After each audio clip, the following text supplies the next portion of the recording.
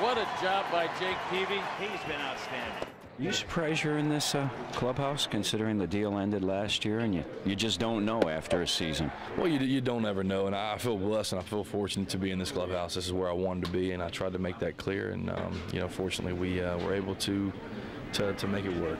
Do you consider yourself one of the leaders of this team? Because just talked to Gordon Beckham, and he does.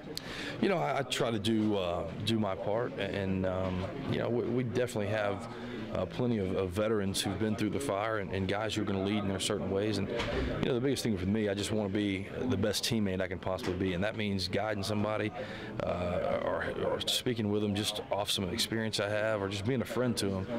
I think that goes a long way, and just something I just want to pride myself on. That's being a good teammate. If you go ask anybody, around, who's in their corner, who's got their back as far as teammate status, I want to be mentioned in that group. Do you think Jake Peavy could be even a better pitcher than he was a year ago? I think so. I think that I certainly I don't think you can ever stop learning, and the biggest thing for me is knowing what I'm able to do now, post surgery, and crafting my game and working my game around my strengths now, because it's a little bit different than it was when I was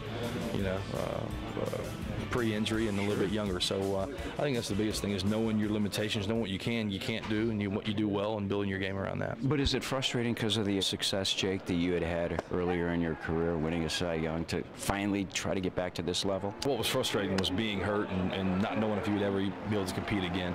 Certainly it was a little more fun taking the mound with a little more physical gifts, so to speak, than it is now when you can't do certain things. But at the same time, I feel so blessed just to have the opportunity to play baseball, because with the surgery I had and with the uncertainty around it, I didn't know if I'd ever be able to play again. So I feel very fortunate and blessed.